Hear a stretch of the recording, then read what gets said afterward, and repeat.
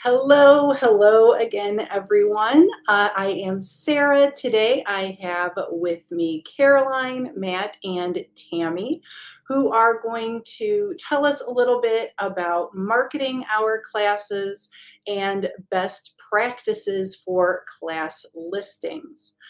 All right, so you can each introduce yourself, tell us a little bit about your area of expertise, and how we can best market our classes on OutSchool. Take it away.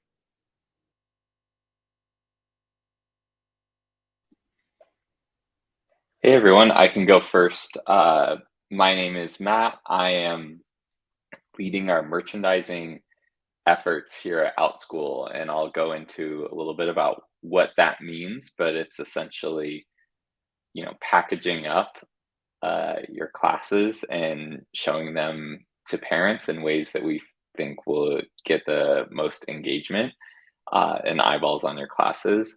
I'm here in Southern California, and we'll hand it over to Tammy.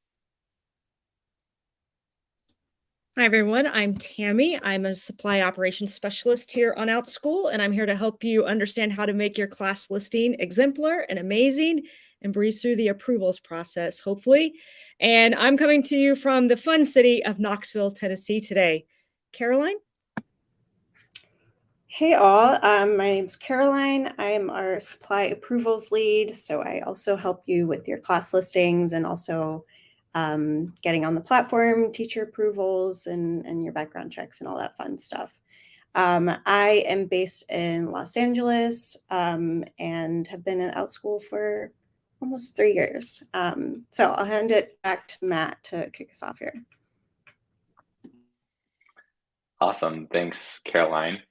Uh, so to start, I guess if we move on to the next slide, um, so like I mentioned, I'm our leading our merchandising efforts, and that's a big keyword, a commonly used term at school, and it can mean a lot of different things in different places. But in the world of marketplaces, essentially what it means is grouping together products in order to increase the most engagement and purchases by customers to help them find what they're looking for to solve their problems. And so a simpler way to put it is it's a strategy we're using to connect parents with you. So if we go to the next slide, um, a simple way to think about this is we're efficiently trying to match information between buyers and sellers. Parents have uh, all sorts of needs in their life for their learners, and you have offerings that often are great solutions for those needs. And what we're trying to do is match the two up. And on the next slide, we will kind of go through essentially this concept that both sides of the marketplace have pieces of data that the other wants. Um, and mainly this comes down to that buyers have a desire to make progress in their life, and sellers have that ability to facilitate that progress. So we'll kind of go into an analogy here that explores that a little further. So my favorite of all analogies is food based in usually grocery stores. So um, if you imagine you're at a grocery store and you have sort of these like thousands of options of what to buy. Um, and on the next slide, we'll see like some people, uh, they're walking around with a precise list of ingredients that they know that they need to make a meal. They're super high intent. They know exactly what they're looking for, and they're using the marketplace to solve that job for them. They are hiring the grocery store to make progress in their life in a specific way. While at the same time, um, there are other people that enter the store purely under the premise that they need food or that they're hungry and that's it. These people are seeking inspiration. The extent of their awareness is that they're hungry, but they have little context about how they plan on solving this problem. So our hypothesis is that most of our current customers have shopping lists and they're very opinionated on what they're looking for, but the increased total addressable market that we could possibly reach may not have that list. They're seeking inspiration. They might know that they are hungry, or to map the analogy back to education, that they want their kids to be more confident. They want their kids to learn and enjoy learning and um, do better in school, or maybe they're homeschoolers who are seeking progress in educational subjects but aren't sure exactly how to do it. They know they have that problem. They don't necessarily have the exact recipe they need to perfectly solve it. So what are we doing to help? Caroline, if you go a couple slides um, further.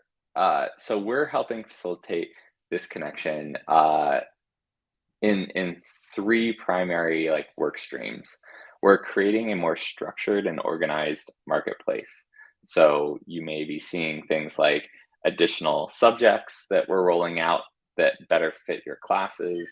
We're introducing tags, and we're introducing basically more information throughout the buyer and seller side of the marketplace in order to essentially categorize your classes better. Second thing is we're curating the marketplace to better align with parent needs. So we're listening to customers on what they're saying they're trying to accomplish, and then we're essentially trying to go through the marketplace and curate the best classes that solve that problem. And then the third thing is essentially improving our sensor for what parents want, and then working with educators to improve their offering. So this can come in many forms, but as we start hearing feedback from parents that they're using certain classes to accomplish certain things, we can actually reach out to educators we feel are remotely close to solving that problem already, and just better craft their class listings and content of their classes to fit that. So on the next slide, we kind of go into the structured marketplace. This includes tagging classes.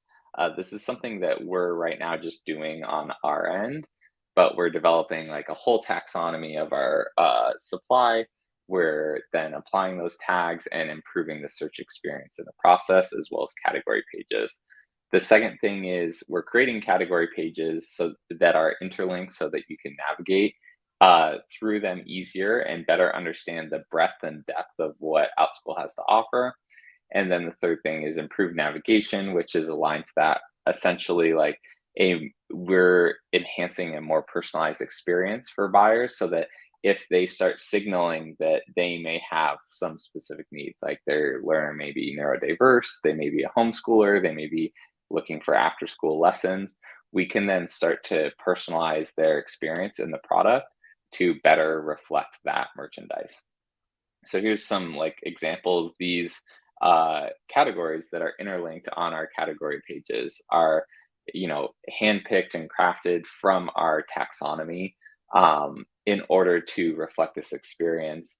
And we're constantly working and iterating on improving this. We're running lots of experiments where we A/B test things like having these versus not having them all, having them manually created versus created by a computer. So there's a lot of components to this, but the general idea is we're always testing these surfaces to improve engagement. And one of our key KPIs is actually increasing the number of sessions or parents who enter our website that see 2 or more classes. So ultimately, our goal is to get more people to see your classes and see classes that make them want to explore more. And kind of the analogy or the way of thinking about it in the grocery store setting is it would be a really bad thing if you walked into the front door of the grocery store, didn't look at any of their merchandise, and walked out. We're trying to prevent that scenario. We want you to at least look at some of the stuff we have. And we find that the more classes that parents look at, the more likely they are to buy and have a good experience. So next, curating our marketplace to better align with parent needs. This includes rolling out of curated landing pages where humans are actually going through and curating the best categories that align with that main parent category and curating the content that is on those pages. We're also working on like unique category creation. So looking at how parents are using our marketplace and then creating categories that align to that versus just generic like math and English. Like, what are people actually trying to accomplish with these classes? And then third is surfacing educators and their stories throughout the marketplace, which is done with our marketing team.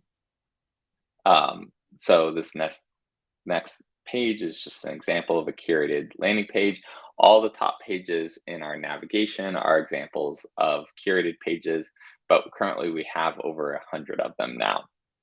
And the next slide highlights like new features we have on these pages, like showing parents your reviews within that category to hopefully inspire them to give like bring educators personality and the experience you offer to parents more front and center instead of like gating you behind just the class card. So the final thing, like I mentioned, is improving our sensor for what parents want. This is a goal of like showcasing emerging categories. So again, always listening to how parents are using the platform to provide the best possible experience. We have lots of data on trending categories and what people are searching, what categories of classes they're buying. So really working on like surfacing those, featuring educators who are teaching unique classes, and then like tightening that feedback loop between educators and parents, which involves like several teams here at OutSchool. So to kind of wrap up, like we really want to emphasize the uniqueness that you bring to our marketplace and give you the tools to stand out. We're trying to build a framework for which this merchandising can create personalized and unique experiences for parents by leveraging like your uniqueness and excellence in the classes that you create. So Caroline and Tammy are going to go into a bit of how to make a great class listing, but in general, the strategy we suggest is we know that parents are looking for unique credentials and experience that you may have. We're looking for traits or like outcomes that you can help their learner develop. So instead of just saying like, we're going to learn this thing, we want you to be able to illustrate like starting from point A and we're going to end at a point B. And we see that classes that do a really good job of illustrating the transformation you're going to help their learner make do really well. And then illustrate the skills that a learner will develop as well. And then some final notes is, in that grocery store analogy, be sure to have your class listed on the right shelf in the store. So one of the most important things is when you're navigating through the grocery store and you go to like the bread aisle, everything is organized in the right spot and you rarely run into bread in the freezer aisle. That gives all the different brands and types of bread the best shot of winning that customer. So when we roll out new subjects, you'll get communications via email and various other channels about that. Be sure to like categorize your class in the right spot so that when parents are looking for that for math classes, they see your math class. And then, titling and describing it correctly also falls into that category. And then look for new opportunities in general to categorize your classes. So we have a whole roadmap of ways that we're going to like roll out unique attributes that include attributes about yourself as the educator and the class. Who's this class a good fit for? What are they going to learn? All the things I've just talked about will actually be like taggable items in the future. So be sure to look for those and then utilize that so that we can better match parents who are looking for those things with your class. So now I'll hand it over to Caroline and Tammy to go through some more detail about creating class listings. Awesome. Thank you, Matt. Exciting roadmap coming up. So once again, my name's Caroline. I'm our supply approvals lead. And of course, the best way that you can market yourself immediately is by ensuring that your class listings are standing out. And so that's what Tammy and I are going to focus on. I did want to go ahead and start. I'm sure a lot of you have seen that we've had some pretty exciting both product and policy changes that took place within the last few weeks. So I did want to focus on that and make sure everyone feels armed and ready to take advantage of these changes. So just last week, you likely saw that we announced that educators will have more flexibility in how they create their class listings. You're no longer so much restricted by the class format, but instead you're going to kind of choose the attribute that best suits your class and your class content. So when you're creating a class that meets for more than 1 week, you then have the option to choose a set number of weeks. So maybe it's a 12-week class, which essentially was our multi-day format, or you can also choose no set end date, which mirrors our ongoing format. After that, you have the option to choose if the content in that class will build or if it does not build. So you might be wondering, what do we mean by content building or not? So I'd say our most traditional academic classes are what we see as content building, for example. So anytime you meet, the learning kind of continues from the week prior. The classes hold the building blocks to kind of a greater concept.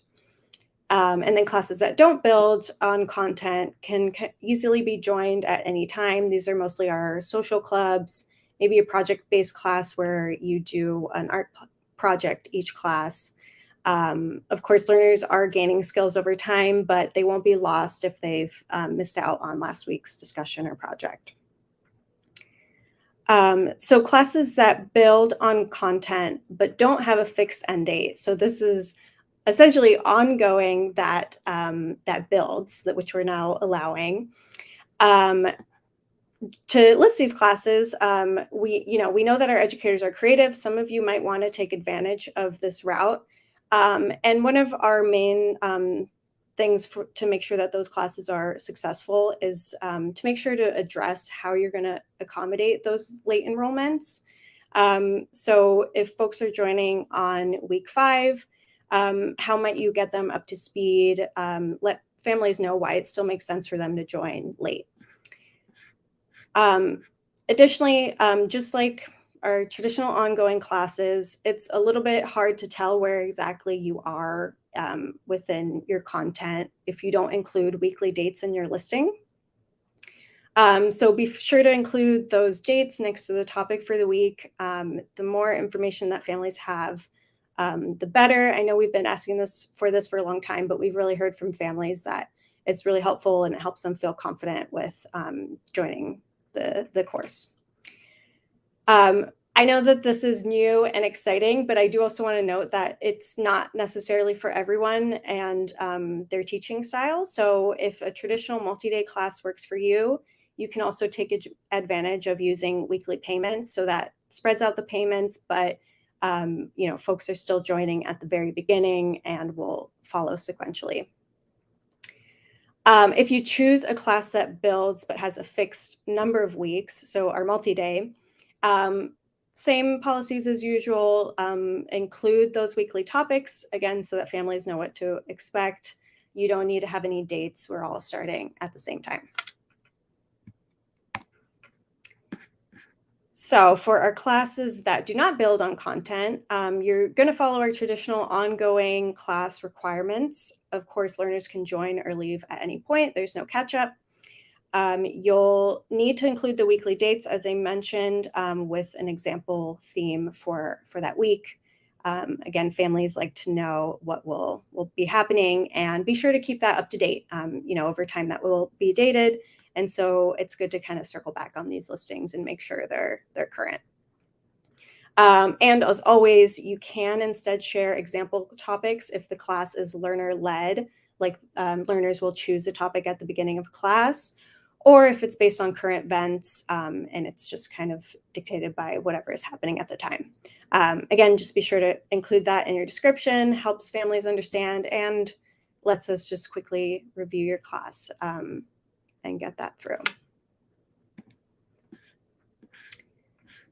So our one-to-one class format launched a couple weeks ago, which is super exciting. This new class format helps educators share their availability a lot more easily. There's fewer back and forth with parents on scheduling and such. They can kind of just see when you have time to meet. And hopefully eases the enrollment process for everyone.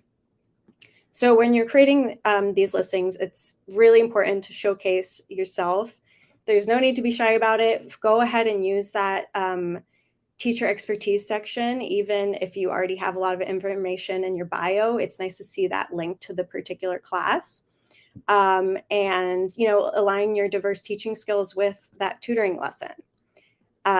Again, I know I am a broken record here, but families want to see lots of examples, and goes back to what Matt was talking about keywords and tagging. Go ahead and have examples within your listing so that we know what we can enroll in. So if it's like a wide-ranging math tutoring course, include those concepts. So maybe that's fractions or divisions. Those keywords will help families find you. And again, it just lists everything that is possible, which is really, really helpful. If you want to have multiple subjects within just one listing, you are welcome to do that. I know that you are limited to one subject, but a lot of our educators prefer to have just the one listing. So you are allowed to do that. Again, just be sure to address your background for each of those subjects so we can just quickly get you through approval. And then I did also want to know, I know a lot of folks are really excited about having their existing tutoring classes converted into the new one-to-one format. So thank you all for your patience while the product team works hard on making that happen. But I did want to say, please be aware that we're not able to merge two one-to-one classes. It's just that you'll take your existing tutoring class and migrate that into the one-to-one format. So if you have a class already that has a bunch of really great reviews on it and you want that to be in the one-to-one format, just hold off on making anything new so that you don't have reviews in different places. That will be coming out quickly, and you'll have the option to do that. And last slide for me, but just wanted to highlight academic classes. We're seeing a big demand in academic listings.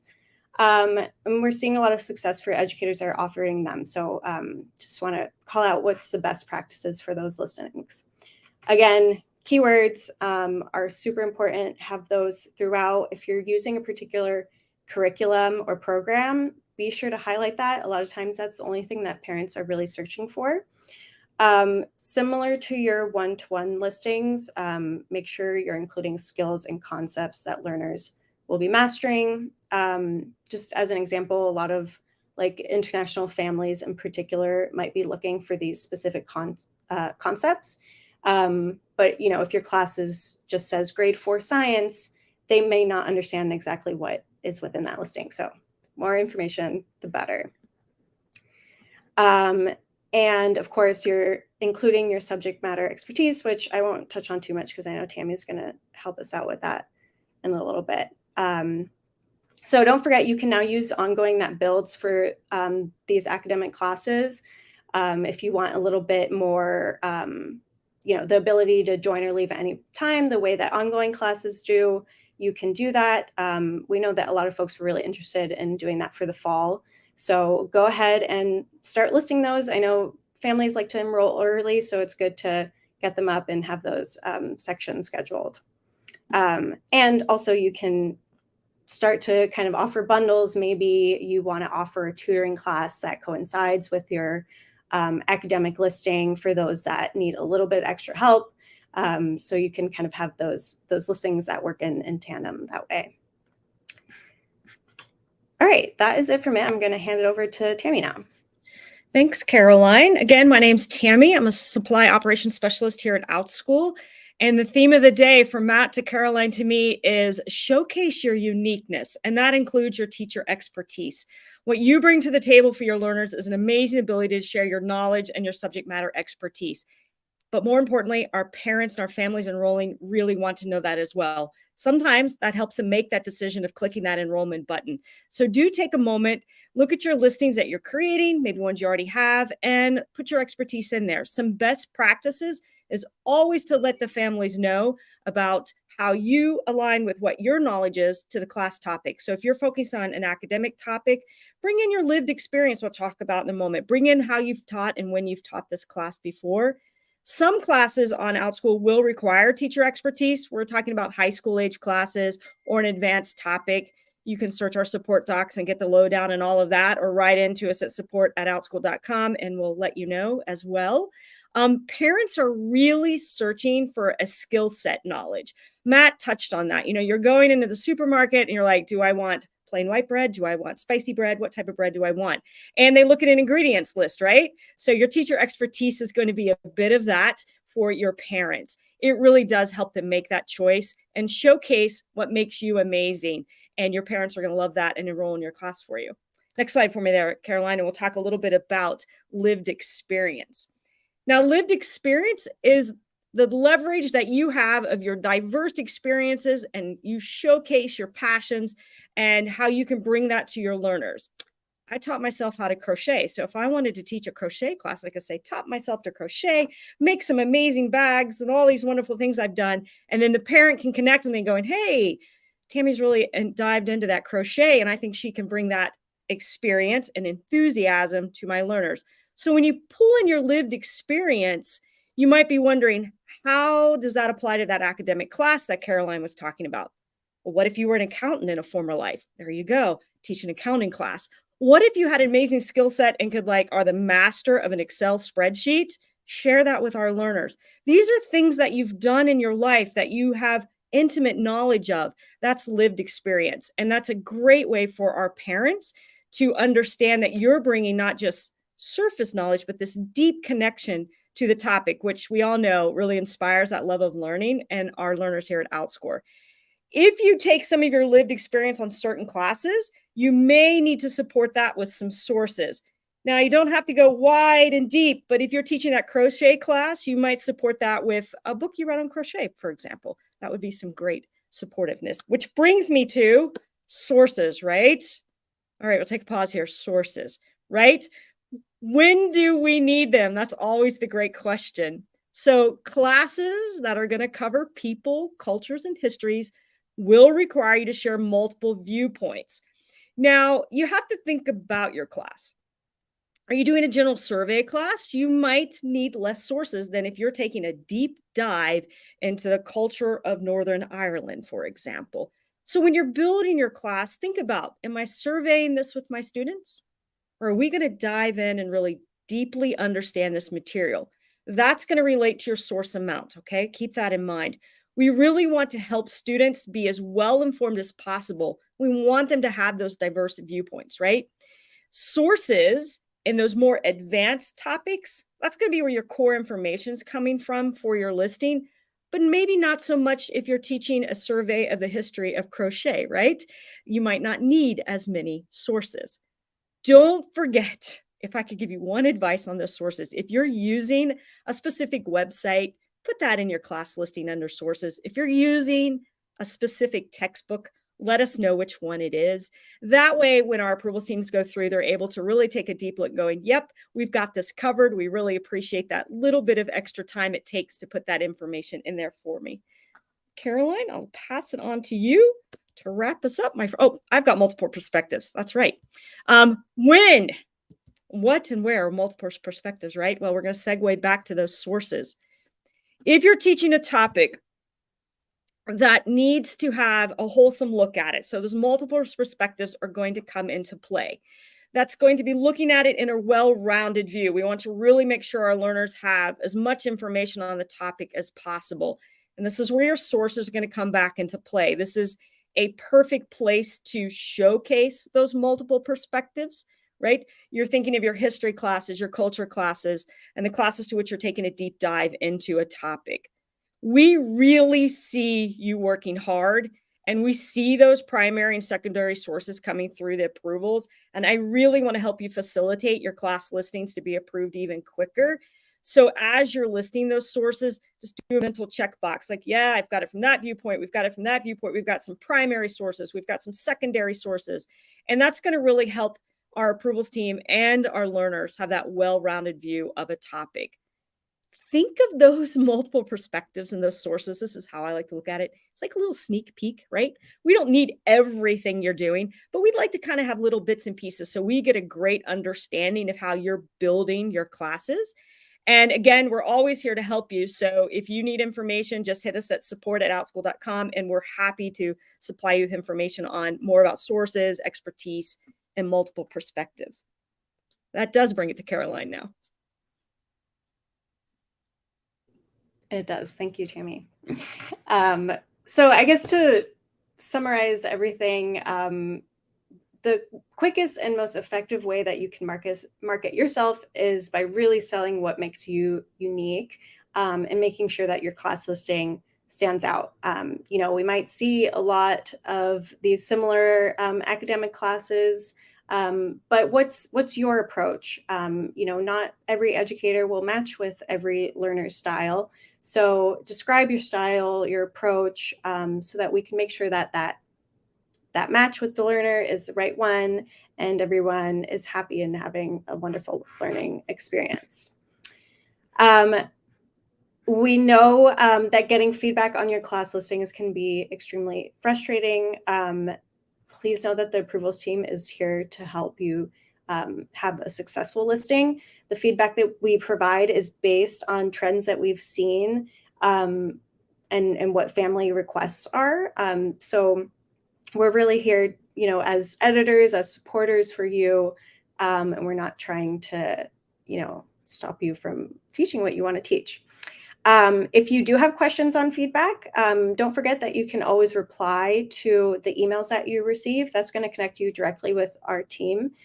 And also you'll see a lot of times when you're editing your class, there's a little chat bot that will appear to answer questions about class formats and such. But if that doesn't address your questions, that will also send an email to our team. So go ahead and take advantage of that. I also want to plug, I know that we've had a lot of changes recently. So Tegan, our professional development specialist, is having additional class listing workshops. It's a really wonderful resource if you want to kind of workshop that with other folks, and understand what these changes are. So we're excited to be able to share all of that. Our educators are really the foundation of OutSchool, and your class is really giving that sneak peek into who you are and what you have to offer. So thank you again. I see Sarah here, who I think might lead us into some questions. Yes, there was just really one question about flex and multi-day, and if some of those changes were going to be applied to all types of classes, live and flex, or if it was only one or the other. Yes, that is a great question that I believe I can address. These changes mostly take place with our live group formats. So our one-to-one listings are pretty much separate, and then our flex listings are separate as well. So when you go through everything, you'll see the option to choose if it's live or if it's a flexible schedule class. And then depending on that, you'll see different options on content builder or not. So I was focused in what I was sharing on multi-day and ongoing specifically. All right, awesome.